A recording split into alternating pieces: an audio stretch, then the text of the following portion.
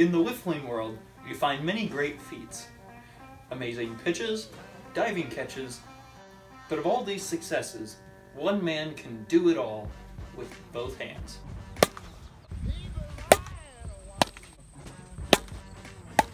In 2017, Joey Heid came bursting onto the Wiffling world, helping to organize the SWL, the league in which he played for to begin his career. How did you feel about the first season of the SWL? It was really weird. We had, how many was it, 7 people, I believe, that came in, and we seemed fairly simple at hitting, but for some reason pitching dominated. And then recently we brought in Teagan, and his first career hit was a home run, which, that's quite a way to get in.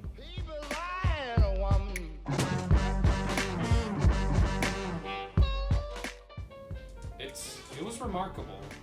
I just wish we could have played at our old park for a little while longer. Were there any memorable moments in 2017 that you had to start your career? Any that stick out to you? One. My final game at our old, the final game at our old ballpark.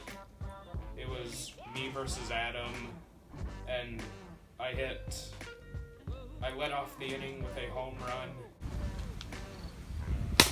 Oh! Oh my gosh, Joe. There you go. Lead off home run. You can put it on the board. Yes. Provided a good bat flip. And that was my 17th of the year, and later did I know that I would begin to hit home runs left and right. Joey held a unique ability that no one else in the Wiffling world possessed. It was the ability to switch hit as well as switch pitch. She was nice, loving, kind. Can you tell us a bit about your switch pitching? What's its origin and how do you use it in a regular game? Well, I would say the origin was I saw Pat Venditti, Boston Red Sox versus the Oakland Athletics after struggling to make it up in the majors.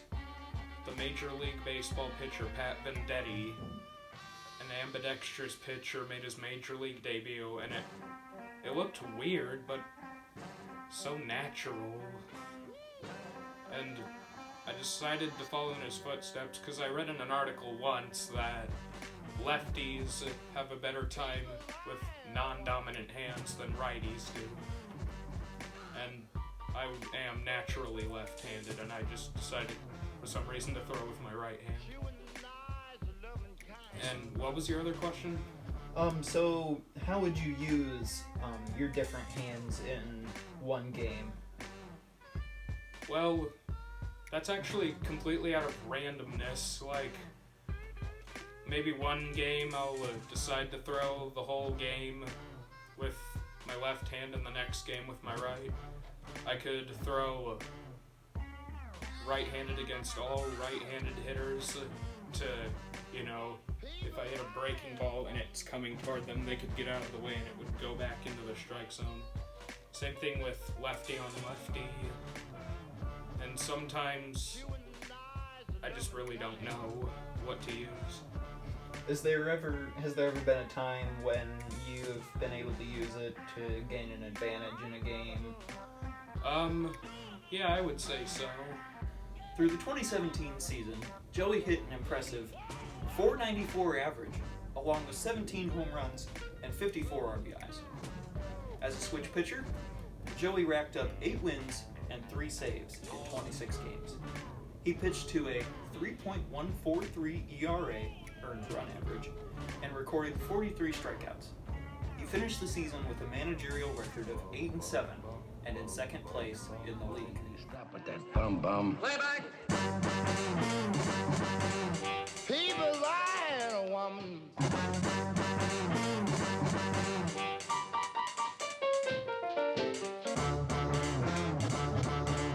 She was nice, loving, kind. Is there anything that helped you be successful in the 2017 season? Nothing in particular, but I would have to say the unusual gimmicks in the old park, if we're talking 2017-wise. But besides the gimmicks, I would have to say, like, everybody's hitting despite pitching being the dominant thing back in 2017. Were there any personal stats that you had in the 2017 season that was surprising to you? Yes, 17 home runs in a season. Was that more than you expected or less than you expected? That was less than I expected. Do you think that was because of the tree in some cases? In some cases, yes, but for some, it was my low ability to hit it to dead center in the opposite field. I'm more of a polar. The road to the World Series for Joey was very straightforward. Win a best-of-3 series, and he was in. Only one person, though, stood in the way of that, and that was the young, fireball-throwing Addison. In 2017, you finished 8-7 as a manager, and also held a 7-game win streak, a streak that has yet to be broken. How did you feel going into the playoffs then, facing Joey in the first round of the 2017 playoffs? I was kind of happy that I just made it to the playoffs because I'm like the youngest person on the league, and that's kind of something that's hard to accomplish when you have older people around you. Did you have a game plan going into the playoffs? Was there anything you were hoping to accomplish? Like, I didn't think I would win the World Series, but like, there's always that chance, and so just got that hope and then just to stay positive. Did you think going into it that it was going to be a close series, or did you think that you might be able to pull out a victory? I didn't really think much about it. I mean, if I win, great. If I lose, better luck next year. There's always room for improvement in wiffleball. Nobody's the best at anything, and nobody's the worst. One of the best assets that you had during the 2017 season was your pitching. Did you feel like going into the playoffs that you would be able to pitch well in the playoffs and hopefully emerge successful?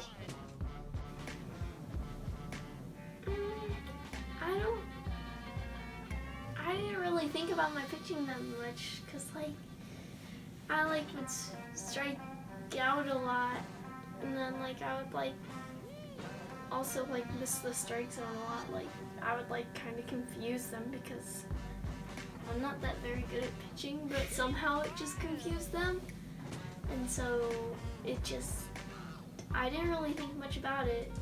Joey emerges victorious, sweeping Addison in 2 close games.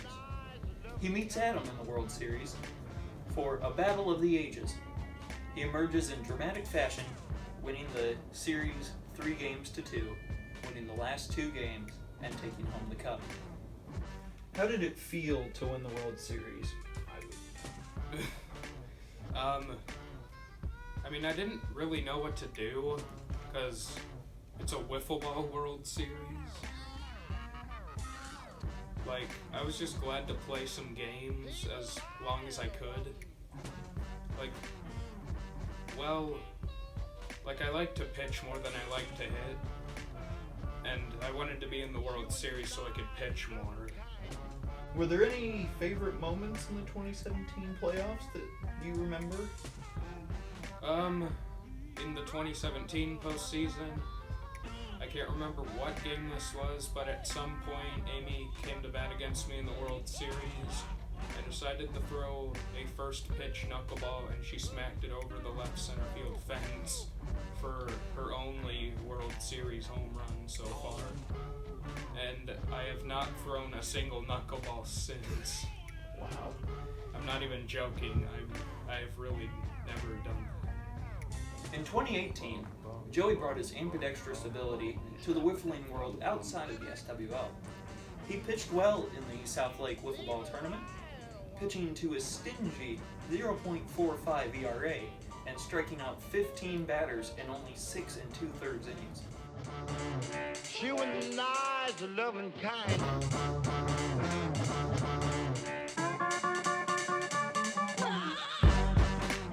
So, what did you think about your first professional appearance down at the South Lake Wiffleball tournament? Well, it was really unorthodox because people were throwing as hard as they could from like 33 feet.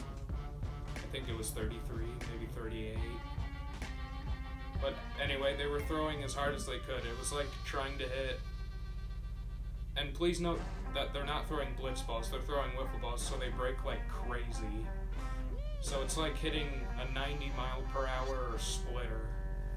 As for pitching, it was fairly easy. Yeah, did you have... I mean, I know from your statistics you did pretty well.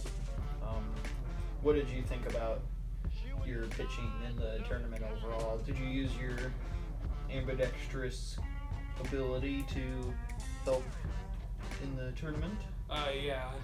Yeah. Like, I could tell that some people, like, when they bat against a righty, they have their feet set a different way, and I thought I could use it as an advantage to throw righty against them. It has here that you did throw a no-hitter in your first professional game. I did not realize it at the time because before that, in the first inning, I walked 4 people in a row to walk in a run, and that kind of blinded it from me. Yeah. So after I got out of a bases loaded, no one out, I went over to grab a bat, I punched myself in the face. King Giles style. Yeah. And then I finished off the innings without ever allowing another walk, and Adam, we went to sit down in a lawn chair and look at the video, and he told me that I threw a no-hitter. I told him, "Are you sure? I just walked 4 people in a row." And he said, "Yes." Do you think it was just adjusting to the new, just using wiffle balls and the different strike zone and stuff like that? It was mostly the wiffle balls. I'm very used to throwing blitz balls. Yeah. Well, successful nonetheless. In 2 short years, Joey has reached the pinnacle of the SWL and established himself as a great player in the whiffling world. In 2019, he looks to continue to add to his legacy. Oh, there we go. It's a high fly. And that one is drilled